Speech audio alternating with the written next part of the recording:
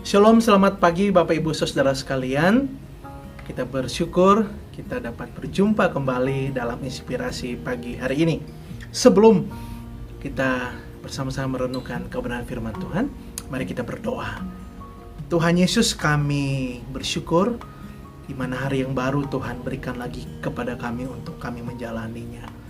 Oleh sebab itu Tuhan, sebelum kami melakukan aktivitas kami sepanjang hari ini, kami mau duduk diam untuk merenungkan kebenaran firman Tuhan, di mana firman Tuhan itu akan menuntun kami untuk mengerti rencana Tuhan dalam hidup kami, dan hidup kami mempermuliakan nama-Mu, dan kami menjadi berkat dimanapun kami berada.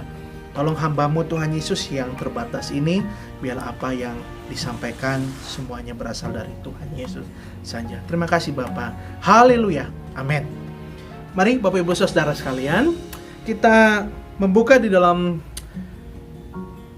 Mazmur pasal ke 121, Mazmur 121 ayat 1 sampai yang ke-8. Mazmur 121 ayat 1 sampai yang ke-8. Saya akan membacakannya bagi Bapak Ibu Saudara sekalian. Judul perikopnya Tuhan Penjaga Israel. Nyanyian ziarah. Aku melayangkan mataku ke gunung-gunung, dari manakah akan datang pertolonganku? Pertolonganku ialah dari Tuhan, yang menjadikan langit dan bumi. Ia takkan membiarkan kakimu goyah, penjagamu tidak akan terlelap. Sesungguhnya tidak terlelap dan tidak tertidur penjaga Israel. Tuhanlah penjagamu, Tuhanlah naunganmu. Di sebelah tangan kananmu, matahari tidak menyakiti engkau pada waktu siang, atau bulan pada waktu malam. Tuhan akan menjaga engkau terhadap segala kecelakaan. Ia akan menjaga nyawamu. Tuhan akan menjaga keluar masukmu dari sekarang sampai selama-lamanya. Bapak Ibu Saudara, tema yang saya berikan pada pagi hari ini ialah hanya Tuhan penolong dan penjagaku. Kalau dilihat dari tema ini, jelas bahwa ini menjadi kesimpulan, menjadi konklusi bahwa hanya Tuhan saja penolong dan penjagaku. Ada penolong yang lain? Ada Bapak Saudara, tapi terbatas. Kita mengharapkan penolong sesama kita, sesama manusia, tetapi mereka terbatas karena mereka juga manusia biasa.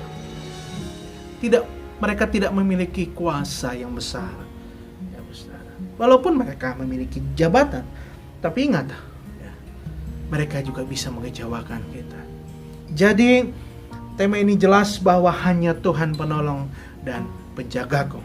Bapak Saudara, kalau kita melihat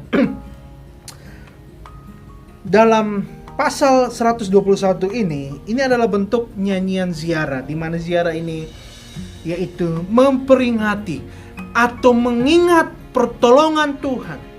Jadi Saudara, bangsa Israel, ya, kalau kita melihat di dalam Ulangan pasal 16 ayat yang ke-16, ya, bahwa 3 kali setahun mereka harus datang ke hadirat Tuhan, ke bait suci, Saudara, untuk memperingati pertolongan Tuhan yang ajaib, ya Bapak Saudara, ya. Oleh sebab itu, bangsa Israel, suku-suku yang tersebar, ya, di wilayah yang tidak semua ada di Yerusalem, mereka tersebar sampai ke bagian utara, Bapak Saudara. Mereka harus datang ke selatan, ke Yerusalem, Saudara. Mereka melewati tempat-tempat yang sunyi, tempat-tempat yang berbahaya. Oleh sebab itu, dikatakan ayat yang pertama, aku melayangkan mataku ke gunung-gunung. Bayangin di tempat yang sepi, tempat yang berbahaya, ada perampok-perampok, ya Saudara. Pada zaman itu ada begal-begal, ya. Pada zaman itu tentu saja mereka tidak membawa motor, ya Saudara, ya. Jadi banyak bahaya yang harus mereka lalui. Tetapi di satu sisi mereka juga ingin melihat pertolongan yang ada di sekitar mereka, ya Saudara.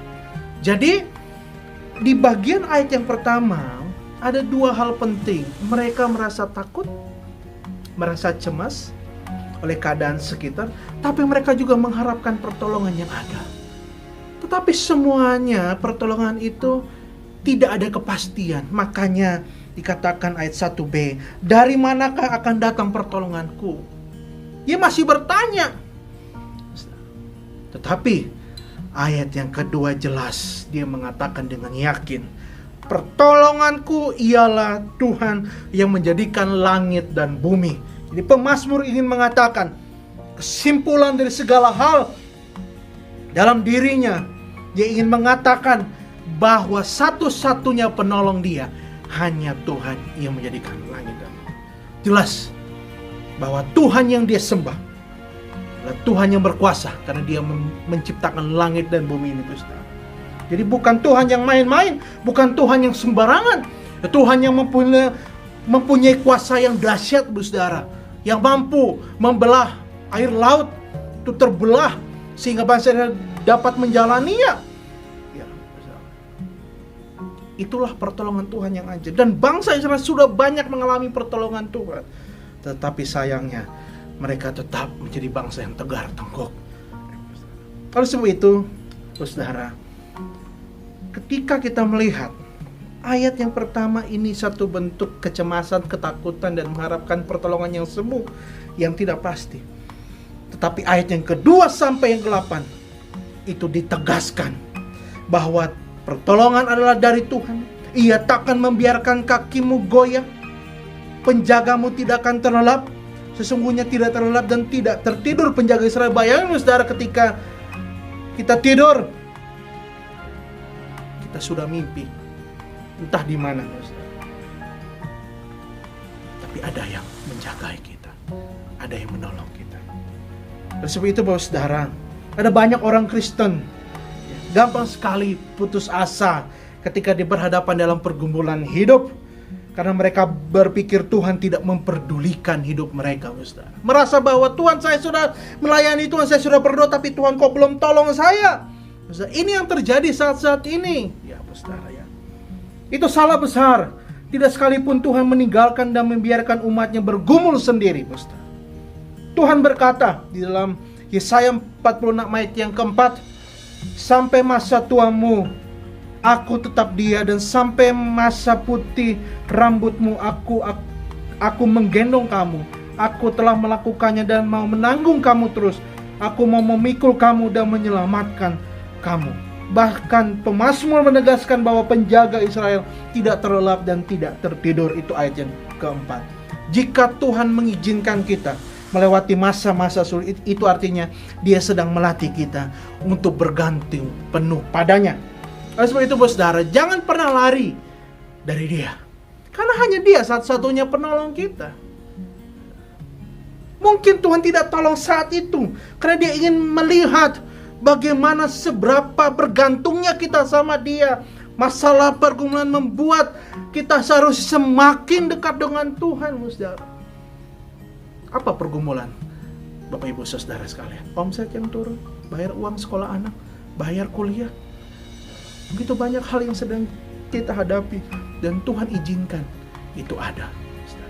Oleh sebab itu, saudara, mari segala hal yang kita alami dalam hidup ini, ketika kita memiliki iman kepada Dia, kita percaya bahwa hanya Dia satu-satunya penolong, maka Dia akan lakukan perkara-perkara yang ajaib. Terkadang walaupun kita lupa sama Dia, Dia tetap menolong kita. Apalagi kalau kita lebih serius lagi sama Dia. Mari saudara, banyak hal yang sudah kita lalui bersama Tuhan. Dia tidak pernah mengecewakan kita. Tetap alami kuasa Tuhan, tetap andalkan Dia, saudara, di sepanjang hari-hari ini. Karena hanya Tuhan Yesus satu-satunya. Mari kita berdoa. Tuhan Yesus, kami bersyukur untuk firman Tuhan. Biarlah firman ini boleh menguatkan kami dalam menghadapi setiap pergumulan masalah yang ada. Tuhan Yesus, tolong agar kami terus bergantung sama Tuhan. Hanya Tuhanlah satu-satunya penolong dan penjaga kami yang tidak pernah tertidur. Engkau tahu setiap pergumulan masalah yang sedang kami hadapi. Oleh sebab itu, Tuhan, tolong berikan kekuatan agar kami mampu melewatinya, Tuhan Yesus. Ajar kami dari hari ke hari untuk mengerti rencana Tuhan dalam hidup ini. Terima kasih Bapa untuk janji-janji-Mu yang ajaib. Dan kami akan pegang janji-Mu dan Engkau pasti menepatinya. Terima kasih Bapa, ini doa kami. Sertai kami sepanjang hari ini. Haleluya. Amin. Tuhan Yesus memberkati.